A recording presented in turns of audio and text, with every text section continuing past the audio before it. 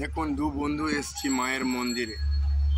মায়ের মন্দির মা আশুতিয়া কালী মন্দিরে আমরা এসেছি ঘুরতে। বক্স কম্পিটিশান দেখতে এসেছিলাম জগন্নাথ মেলায়। বক্স কম্পিটিশান হবে না, তাই বিশ্বকর্মা বসে বসে বাজাচ্ছে আর এখানে মিউজিক বসে বসে বাজাচ্ছে, তাই দেখে চলে যাব আমরা। সেই জন্য রাস্তার পথে মা কালীর মন্দির, তাই একটু দর্শন করে নিলাম।